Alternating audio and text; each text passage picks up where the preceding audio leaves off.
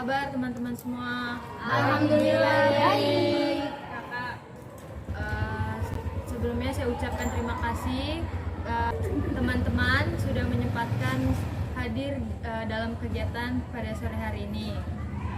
Sebelum memulai kegiatan pada hari ini, siapa yang di sini berkenan untuk memimpin doa? Baik, agar kegiatan berjalan dengan lancar, alangkah baiknya kita membaca doa. Berdoa dimulai.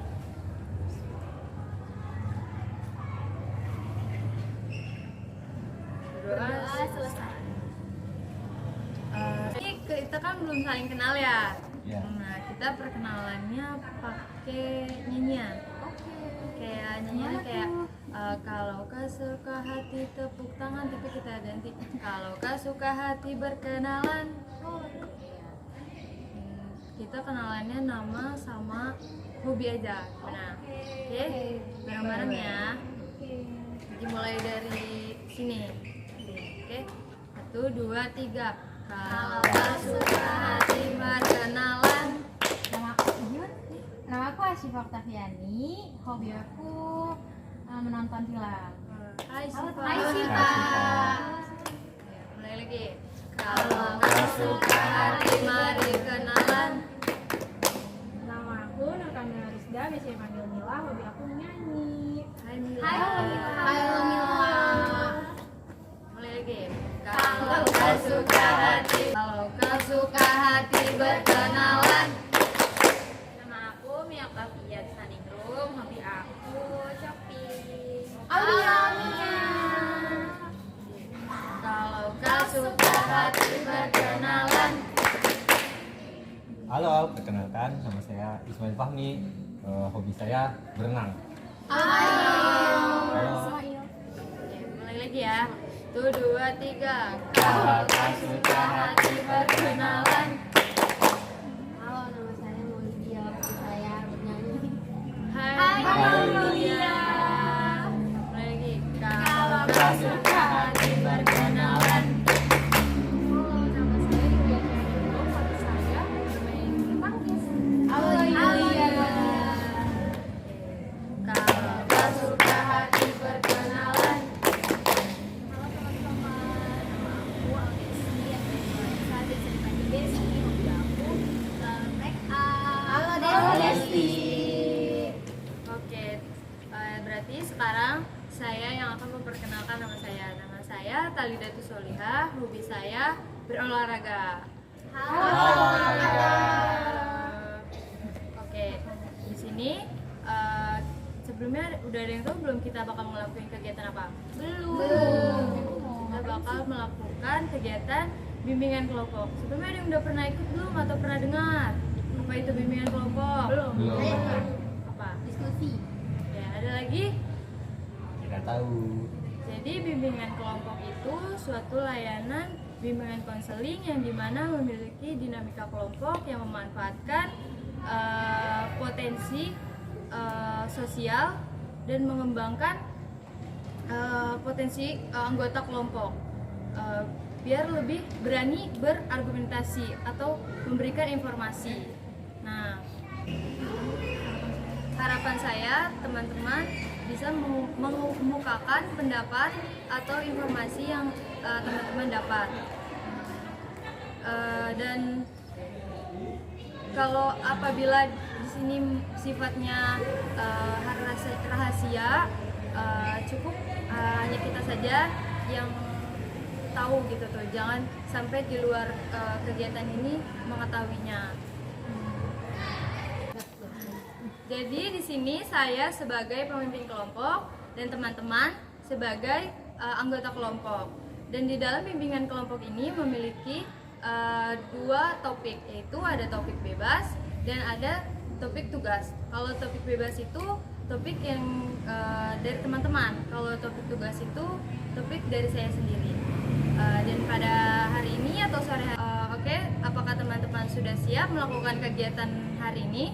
Siap. Ya, mungkin ada yang ingin ke kamar mandi atau ingin mematikan handphonenya dulu.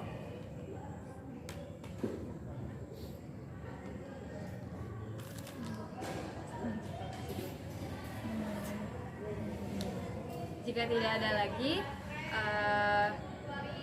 kita mulai pembahasan ya pada hari ini, yaitu topik tugas.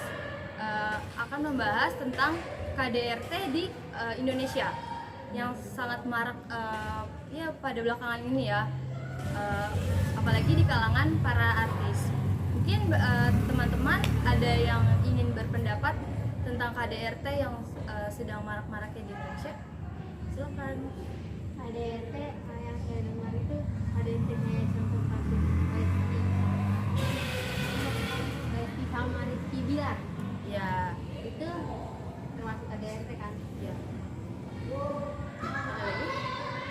Pernah juga kan yang orang tua dari artis Vel Bramasta ya, yang dia itu kan dia nikah lagi, terus ternyata suami itu malah KDRT.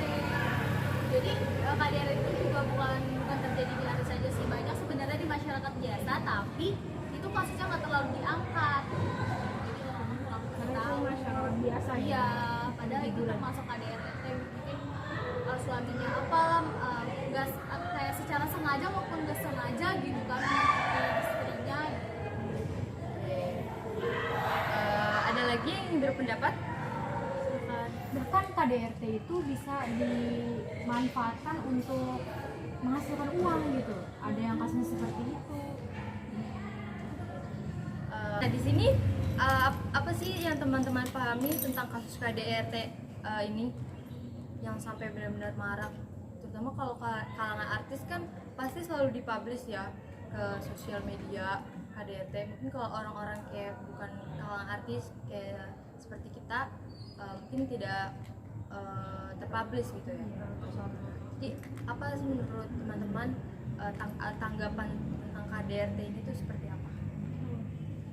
KDRT itu kekerasan yang terjadi dalam rumah tangga yang dilakukan oleh entah si suaminya atau si istrinya gitu. Kan kebanyakan orang-orang ini berfokus pada suaminya, tapi ada kalanya juga sebenarnya yang pelaku KDRT itu istrinya gitu loh, tapi jarang ke expose. Jadi kebanyakan itu cowok yang dianggap ini kan KDRT, pelaku KDRT. Kalau menurut aku kenapa wanita jarang terekspos itu kayaknya kalau wanita tuh kayak karena wanita itu kayak tidak melakukan kekerasan dengan fisik ya, mungkin kayak cuma ucapan doang. Tapi kalau laki-laki tuh kalau udah emosionalnya tinggi tuh kayak dia tanpa berpikir panjang yang bertindak tuh langsung seluruh badannya gitu, dari tangannya atau apa ya. Lagi yang pendapat? Menurut teman-teman, terjadinya kasus KDRT di pedesaan atau di kampung itu biasanya kenapa sih, disebabkan oleh apa gitu? Apakah suaminya udah nggak sayang sampai kayak kasar sama istrinya sendiri gitu? Kadang anaknya juga terbawa-bawa gitu, tapi terutama istrinya ya. Apa sih faktor sampai suami berbuat seperti itu kepada istrinya gitu atau keluarganya? Bisa bertanggapan?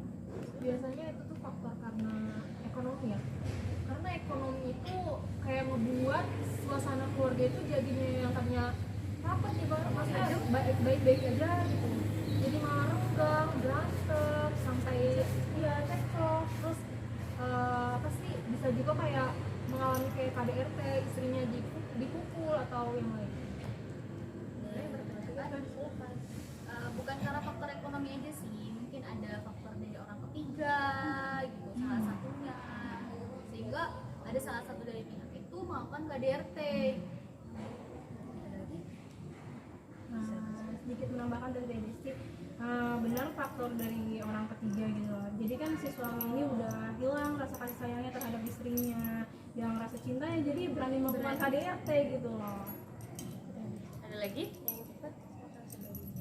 Ya kalau yang masalah KDRT di pedesaan itu mungkin karena suaminya juga kayak merantau jauh juga kan, jarang pulang atau gimana, entah itu yang punya orang ketiga istrinya atau suaminya gitu kan, karena lama ditinggal.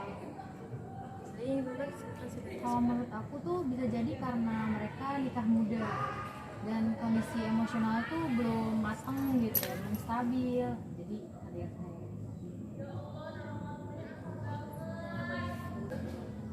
Ada lagi yang ingin bertanya atau berpendapat? Boleh, aku izin bertanya, kenapa sih KDRT itu korban dari si kekerasan itu. Identiknya tuh perempuan tuh selalu jadi korban dalam kekerasan. Ada yang ingin menjawab atau berpendapat dari pertanyaan Listi? Karena mungkin laki-laki dicapnya itu sebagai kayak yang punya kekuasaan gitu, punya derajat lebih tinggi. Karena dulu kan sebelum ada yang hari wanita itu, wanita benar-benar ditindas banget kan, wanita derajatnya masih benar-benar di bawah laki-laki gitu. Jadi kayak seakan-akan wanita terus yang salah, karena wanita yang apalagi kan cewek kan, wanita itu kalau udah berumah tangga kan biasanya di rumah. Nah biasanya wanita kan dijatuhinnya di situ, ngapain sih perempuan itu tinggi-tinggi pendidikannya, toh ujungnya cuma di dapur, di kasur, di rumah gitu kan, iya ngurus anak segala macam. Makanya di situ mungkin kayak pandangan orang-orang tuh kayak ke perempuan tuh kayak gitu kan, biasanya laki-lakinya harus berpendidikan, harus bekerja gitu, perempuan gitu. Ada lagi yang ingin berpendapat? Di sini juga kan laki-laki itu posisinya sebagai kepala keluarga ya. Nah, perempuan itu ada di bawah laki-laki gitu loh. Jadi perempuan kan kalau dalam keluarga itu harus manut sama suami, dia nurut gitu, nggak boleh ngelawan. Nah maka dari itu banyaknya terjadi KDRT terhadap perempuan gitu loh, karena nggak bisa melawan itu.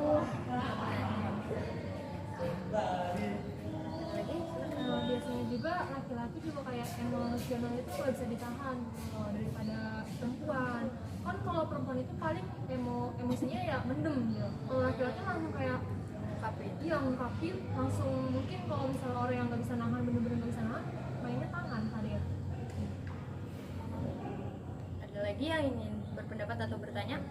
Mau nanya, tapi kita itu boleh nggak sih sebagai perempuan itu kan kita harus manut sama suami, karena katanya kalau kita setelah nikah itu surga kita ada di suami gitu kan, kita harus suami. Tapi kalau misalnya emang suami kita kasar, kita boleh nggak sih melawan?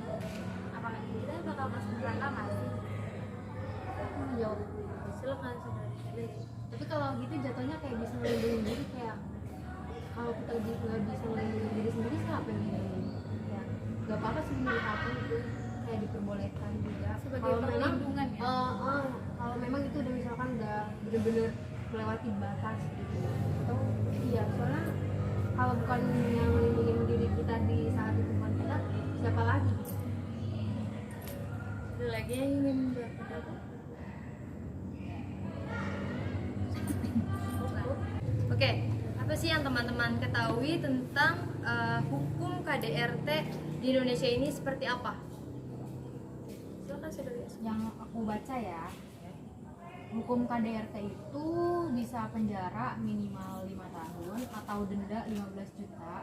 Itu yang baru pemukulan kayak Kekerasan fisik ya? ya. Kalau sampai di masuk rumah sakit, sampai nggak Ada luka kan? nggak sadar. Nah, Kayak koma ya? itu bisa didenda 30 juta. Nah, menurut kalian hukum di Indonesia ini tuh sudah kayak pantas belum sih, kayak udah dikembangin belum sih di Indonesia hukum tentang KDRT ini? Ada yang ingin berpendapat? Hukum di Indonesia sebenarnya udah maksimal ya, tapi tergantung orangnya saja. KDRT kan ada karena ini ya, pelaporan gitu ya. Iya. Kalau emang pasangan yang KDRT-nya tidak melapor ya tidak apa gitu. Tapi kalau masalah hukum di Indonesia-nya udah maksimal. Ada yang ingin berpendapat lagi? Tadi kan siapa bilang yang sampai di penjara 5 tahun itu, tapi menurut aku di Indonesia ini kurang tegas sih, kurang Jerak jerak gitu ya? Kalau cuma 30 juta sama 5 tahun penjara, itu bisa ditebus sama uang. Ya, sama aja kita membeli hukum gitu. Karena Indonesia itu masih kayak gitu, kurang tegas Masih minim ya. ya gitu. Terus juga kan ada juga yang istrinya kadang minta damai, gitu kan. Mau bertanya nih, tadi dengan pernyataan Bella sama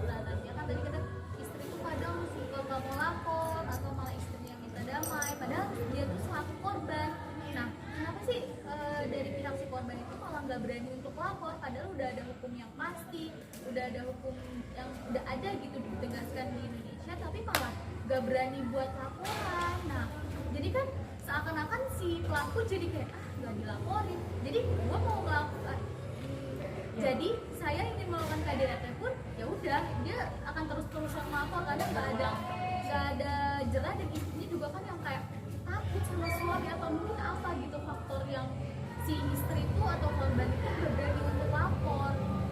Jadi berpendapat kalau silakan. Pertama faktornya mungkin istri itu terlalu baik, mikirnya dia ngasih kesempatan terus, mikirnya suami itu akan berubah gitu loh. Terus faktor yang kedua mungkin ada ancaman gitu dari suaminya. Misalnya mereka tuh punya anak, misalnya nanti anaknya diapain gitu, jadi saya takut buat lapor gitu kan, daripada anaknya kenapa-napa ya udah mending gue aja yang ini gitu. Lagi yang berpendapat Ya, sama. Apalagi kalau misalnya orang biasa apalagi yang tabu sama hukum ya. Oh, iya. Iya. Dia tuh mungkin tabu sama hukum, jadi mau lapor juga nggak tahu gimana. Jadi ya udah, jadi seakan-akan gue korban, terus ya udah dibiarin. ya orang pedesaan lah ya, selalu ditanganinya oleh kayak kepala desanya atau lurahnya. Kalau artis-artis kan mungkin dia udah paham hukum kan. Terus ada lagi silakan. Mungkin salah satunya juga karena faktor anak, jadi dia nggak mau kayak kenapa nggak ngelaporin, karena kalau dilaporin suaminya bisa dihukum, terus nanti jatuhnya ke anaknya. Nanti itu kalau misalnya berita itu sampai kesebar, nanti takutnya anaknya di sekolah di apa-apain sama temennya gitu. Dan takut si Kata-kata anak itu kehilangan figur ayah gitu kan. Ada lagi yang ingin berpendapat?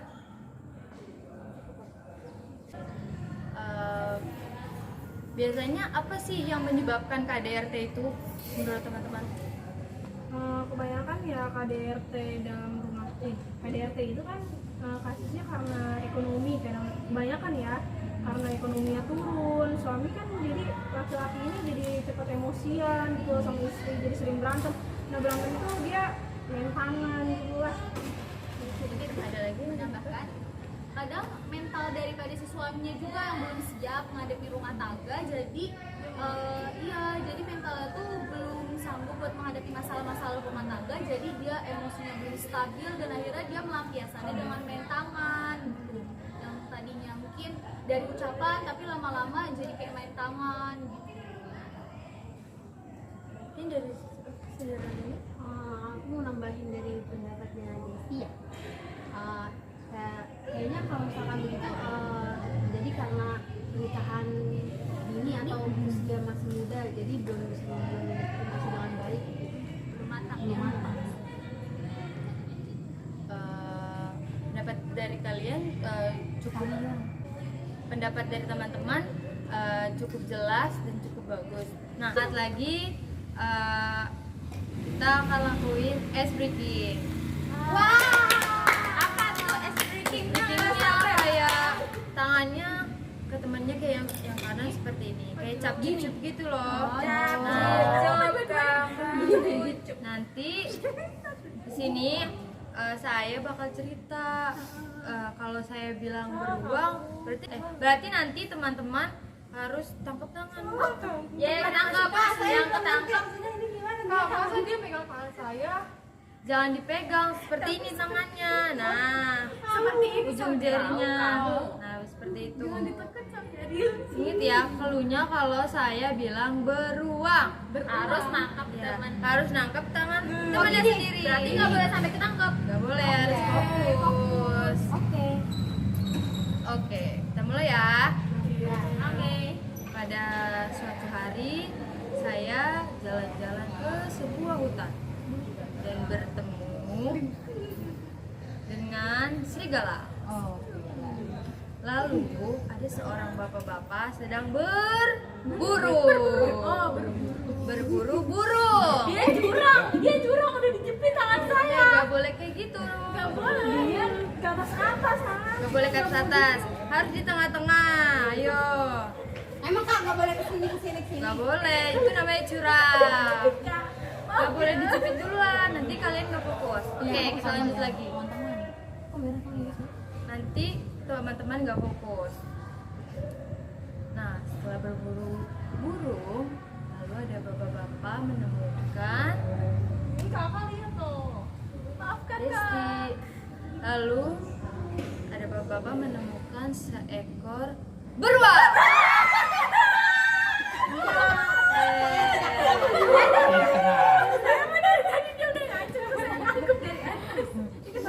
Sekali lagi ya, biar fokus.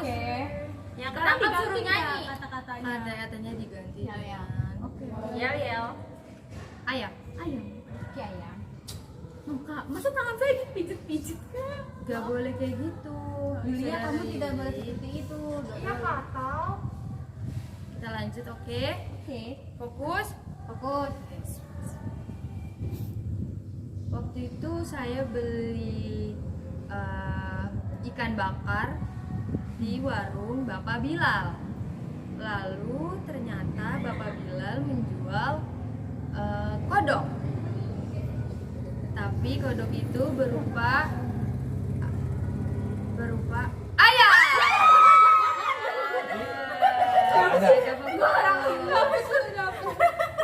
Oke. Fokus ke tangan lain. Apakah sudah fokus? Udah. Apakah seru ya speakingnya? Bagi teman-teman, untuk meminimalisirkan kasus KDRT ini seperti apa sih? Ini ada yang berpendapat? Aku langsung dari Desti. Jadi supaya kita meminimalisir yang namanya kasus KDRT yang makin banyak ini, pertama kita tuh harus tahu hukum yang pertama. Yang kedua harus berani juga untuk lapor bagi si korban. Terus kita juga harus punya sikap yang empati gitu buat si pelaku. Harus punya. Jadi sebelum melakukan itu kita tuh harus berpikir apa dampaknya, apa yang akan dirasakan si korban. Masih ada lagi? Silakan saudara. Menurut aku kita bisa menemukan Agak dikerasin lagi suaranya, maaf. menurut aku kita bisa menumbuhkan rasa sikap jujur dan terbuka sama pasangan kita. Jadi biar semua kan dalam rumah tangga kan, apalagi nanti dalam rumah tangga tuh kayak selamanya kita sama pasangan kita kan. Jadi biar gimana caranya setiap ada masalah kita harus jujur, terus terbuka di mana letak ketidaksukaan kita, di mana letak kesukaan kita gitu. Jadi biar saling mengerti, jadi tidak ada miskomunikasi sama sekali. Terima kasih. Ada lagi yang menurut saya pencegahan yang paling awal banget itu ya, edukasi pernikahan gitu loh. Tadi kan disebutkan itu penyebabnya itu pernikahan dini karena si kedua suami istri itu kan belum siap gitu loh dalam pernikahan gitu kan. Jadi harus ada edukasi. Kalau dalam konseling itu kan konseling saya pernah dengar konseling pranikah, itu kan kayak membahas tentang sebelum pernikahan gimana kesiapannya. Itu sudah saya. masih ada lagi? Iya, tadi aku mau jawaban aku hampir sama kayak jawaban Mila. Kan sekarang ada yang namanya Jakarta itu ada sekolah pranikah. Jadi ya jadi itu bisa buat pencegahan pas udah nanti di jenjang nikahnya, karena nikah itu kan harus siap mental juga kan, nggak main asal nikah, tiba-tiba acara nikah, ngambil nikah gitu kan. Ada lagi yang ingin berpendapat?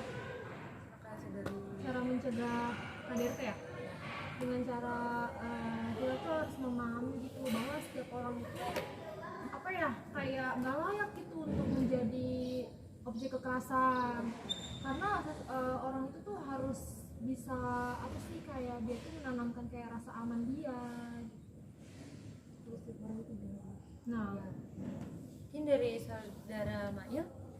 Ya, cara mencegah KDRT menurut saya itu dengan menjalin komunikasi ya. KDRT ada karena komunikasinya nggak bagus, nggak, maksudnya kalau di hubungan kan komunikasi kan penting ya. Apa kalau suami istri komunikasinya singkat-singkat tuh di dalam rumah tangga kurang harmoni. Kayak misalnya suami minta tolong istri ambilin HP gitu, tapi suaminya komunikasinya bilang, woi ambilin HP, kan itu kan menyinggung hatinya perempuan ya. Nah, harusnya kan suaminya bilang, sayang ngambilin HP dong. Oh nggak cakap-cakap romantis ya, ya. sweet Iya, gitu ya. komunikasinya sweet gitu. Iya, iya. Ada lagi yang ingin berpendapat? Silakan. Ya ini sih nanamin di diri kita tuh norma-norma agama gitu kan. Kan kalau kekerasan kayak gitu kan bisa terjadinya perceraian. Nah perceraian kan dibenci Allah Subhanahu wa Ta'ala. Nambahin sedikit dari si Pak. Jadi bukan karena apa sih dilarang dalam Islam dalam perceraian ya. Dalam norma-norma agama kan dilarang kekerasan. Orang-orang yang mengerti agama itu nggak bakal melakukan kekerasan. Jadi Di sini teman-teman ada yang bisa menyimpulkan tentang kasus KDRT tersebut tidak? Mungkin ada yang berkenan untuk memberi kesimpulan? Ya, Silakan saudara beliau. kesimpulan dari semua ini ya, KDRT itu nggak baik. Apa namanya, ngapain sih KDRT menyakiti pasangan gitu. Kan di Indonesia kan udah diatur undang-undang kekerasan, undang-undang berumah tangga gitu. Jadi jangan sedikit-sedikit kekerasan diselesain lah pakai secara baik-baik atau berkomunikasi dengan pasangannya gitu. Ada lagi yang ingin memberi kesimpulan? Silakan saudara. Iya, jadi KDRT itu kan biasanya terjadi karena Ada lebih jelas lagi? ya, jadi KDRT itu biasanya kan terjadi karena adanya miskomunikasi gitu atau ketertutupan antara satu pasangan dengan pasangannya gitu. Jadi menurut aku kita bisa meminimalisir kasus KDRT ini yang sedang marak-maraknya dengan sering terbuka lagi kepada pasangan, terus kayak kita bisa untuk empati lagi terhadap pasangan kita, karena bagaimanapun sebelum rumah tangga itu dimulai kayak kita tuh sudah memilih dia untuk menjadi teman perjalanan hidup.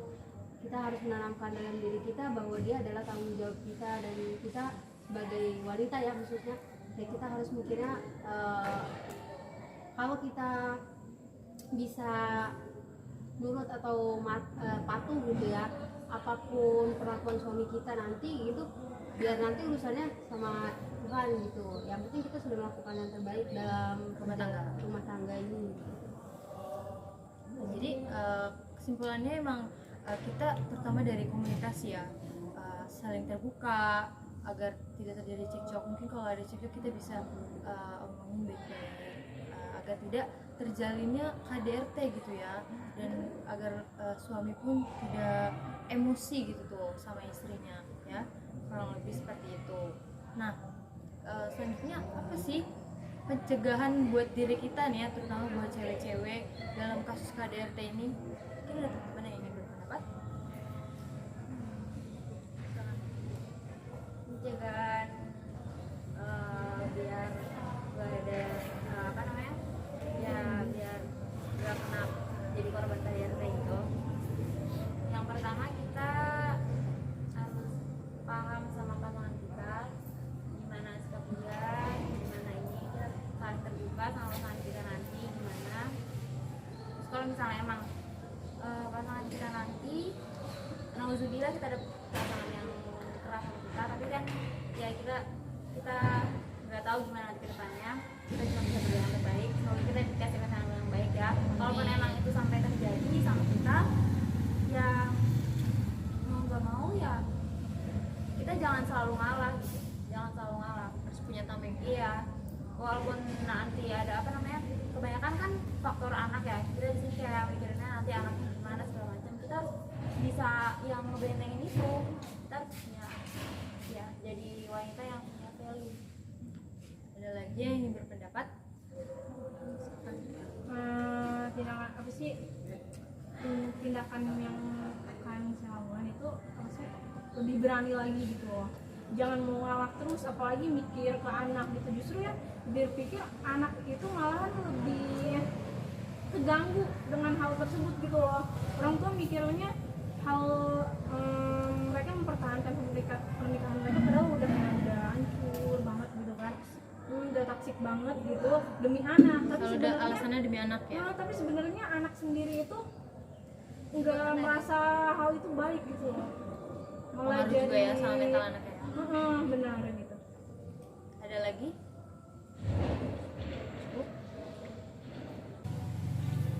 Baik, kita sudah mencapai di tahap akhir. Apa sih kesan dan pesan dalam melakukan kegiatan bimbingan kelompok pada hari ini? Mungkin ada yang ingin menyampaikan?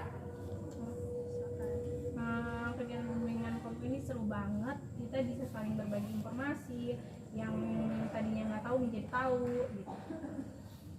Ada lagi? Silakan. Kegiatan ini tuh seru banget, apalagi tadi ada banyak permainannya, dari perkenalan itu ada permainannya, ada ice breakingnya, seru banget, bisa saling jadi bisa membina keakraban juga. Kita kan tadi awalnya nggak kenal kan satu sama lain, tapi karena adanya kegiatan ini aku jadi punya teman baru, bisa punya kenalan baru, terus ada permainan juga, bisa seru-seru bareng, plus dapat informasi gratis gitu. Diskusinya juga nggak monoton kan, ada Iya. sebagainya itu jadi nggak ngebosenin. Iya, nggak bosan, tetap seru. Ada lagi yang ingin menyampaikan? Cukup. Nah, untuk selanjutnya kapan lagi nih kita bisa melakukan bimbingan kelompok gitu? Kira-kira di mana atau kapan waktunya? Ada yang ingin silakan. Minggu depan kali ya, Minggu depan ya? kampus. Oh, di kampus. Ada lagi? Silakan. Jam Jamnya kira-kira jamnya ya jam 9-an. 9 ya, pagi ya biar enak ya. Masih fresh. Stres. Ada lagi?